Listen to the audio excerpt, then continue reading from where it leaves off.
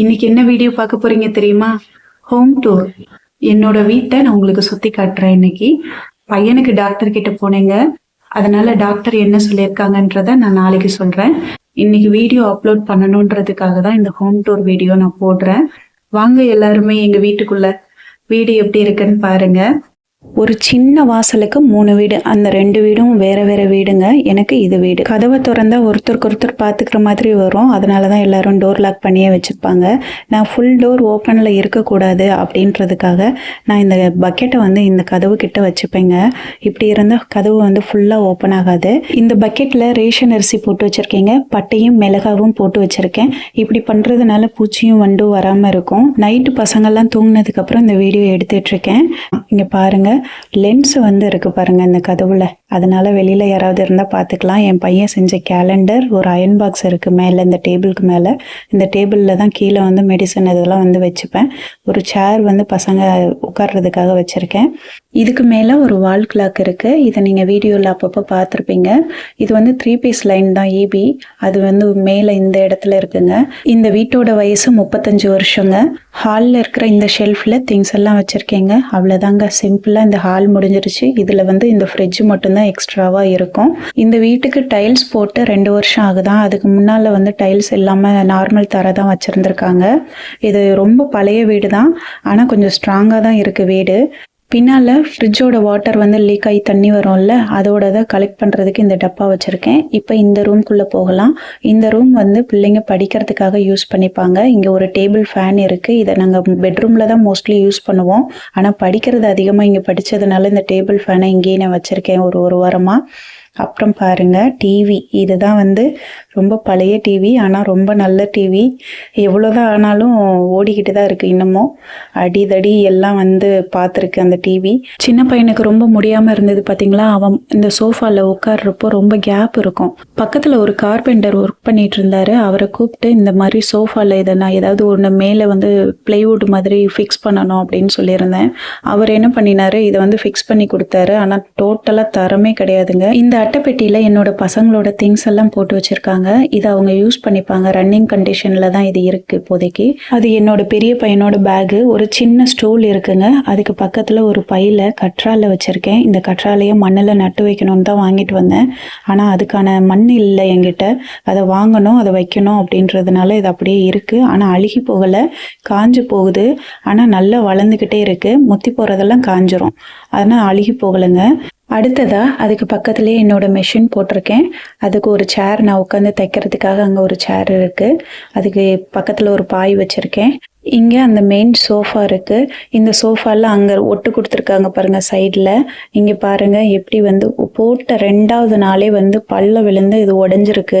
இதுக்கு காரணம் என்னென்னா, அந்த பிளைவுட் வந்து ரொம்ப லேஸாக இருக்கும். அது ஸ்ட்ராங் இல்லாததுனால இந்த மாதிரி ஆயிடுச்சு. ஆனால் பசங்க ரொம்ப சேஃபாக யூஸ் பண்ணிக்கிறாங்க. ஏன்னா இது வந்து கொஞ்சம் ஸ்ட்ராங் கிடையாது அப்படின்றது அவங்களுக்கு நல்லாவே தெரியும். இதுக்கு 1000 ரூபாய் கொடுத்தேங்க. இது போடுறப்ப நான் சின்ன பையனை மேலே கூட்டிகிட்டு போயிட்டேன் மொட்டை மாடிக்கு. ஏன்னா அவனுக்கு அலர்ஜி ஆயிரும் அப்படின்றதுக்காக. பெரிய பையன் இருந்து பார்த்துக்கிட்டான். அடுத்ததா சோஃபாக்கு பக்கத்திலேயே ஒரு அம்மிக்கல் வச்சிருக்கேன். நான் ஏற்கனவே இந்த வீடியோ நான் உங்களுக்கு போட்டிருப்பேன். இந்த அம்மிக்கல் யூஸ் இல்லை, ஆனாலும் இது இந்த இடத்துல தான் இருக்கு. அதுக்கப்புறம் என்ன இருக்குன்னு பாருங்க. இந்த ஷெல்ஃப்ல பையனோட, சின்ன பையனோடது, பெரிய பையனோடது ட்ரெஸ் இருக்கு. கீழே ஒரு தம்பிள்ஸ் இருக்கு. அது அவரோடது. அது அவர் இல்லாததுனால யூஸ் ஆகாம தான் இருக்கு. இந்த டேபிள் வந்து படிக்கிறதுக்காக சின்ன பையன் மட்டும் யூஸ் பண்ணிக்கிறான். அவனுக்கு இந்த பாடி பெயின் இருக்கிறதுனால தான் படிக்கிறப்பெல்லாம் உருண்டு புரண்டு படிப்பான். ரொம்ப கஷ்டப்படுவான். இந்த சோஃபாவில் அப்பப்போ படுத்துகிட்டே தான் படிப்பான். பில்லோ ஒன்று வச்சுப்பான். அடுத்ததாக பெட்ரூம்க்கு போகிறதுக்கு முன்னால் ஒரு சைடில் வந்து கொஞ்சமாக இடம் இருக்குங்க. அதில் வந்து வாஷிங் மிஷின் வைக்கிறதுக்கான கனெக்ஷன் இருக்கும். இந்த வீட்டோட வாடகை என் பட்ஜெட்டுக்கு இப்போ எனக்கு கொஞ்சம் அதிகம்தான். இது பாத்ரூம்ங்க. இந்தியன் டாய்லெட் இருக்குங்க இதில். அவர் இருந்தப்போ தான் இந்த வீடு பார்த்து நாங்கள் வந்தோம். அடுத்து நம்ம என்ன பார்க்க போகிறோன்னா, என்னோட முக்கியமான இடம் இதுதாங்க எங்களோட பெட்ரூம். ஒரு கிழிசல் உள்ள நெட்டு வந்து நான் கட்டியிருக்கேங்க. இந்த நெட்டு இல்லைன்னா தூக்கமே வர மாட்டேங்குதுங்க. எனக்கு ஒரு பாய் மட்டும்தான் யூஸ் பண்ணிக்கிறேன். நான் பெட்டு வந்து போட்டுக்க மாட்டேன். என் பெட்டில் ஒரு கணக்கு எழுதுகிற நோட்டும், அதுக்கப்புறம் பிள்ளைங்களோட ரிப்போர்ட் அப்பப்போ எடுத்து பார்ப்பேன். இது வந்து பெயின் கில்லருக்காக பையனுக்கு கொடுத்தது. இதை நானும் கொஞ்சம் யூஸ் பண்ணிப்பேங்க. இந்த இடத்துல உட்காந்துட்டு தான் நான் வீடியோவும் உங்களுக்கு நான் பேசி போடுவேன். இந்த நெட்டு வந்து உங்களுக்கு தெரிஞ்சிருக்கும். இதில் வந்து புக்ஸ் எல்லாம் வந்து வச்சுருக்காங்க. இது வந்து பெரிய பசங்களில் நிறைய புக்ஸு, நோட்டு, பழைய புக்கு எல்லாமே வந்து இந்த பேக் பேக்கில் வந்தெல்லாம் வச்சுருப்பாங்க. இது ஒரு குட்டி பாத்ரூம்ங்க. வெஸ்டர்ன் டாய்லெட் இருக்குது, ஆனால் அதை யாரும் நாங்கள் யூஸ் பண்ணுறதில்ல. இந்த பீரோலையும் ஸ்டிக்கர்ஸ் வந்து ஒட்டியிருப்பாங்க. ரொம்ப பழைய பீரோ தான்.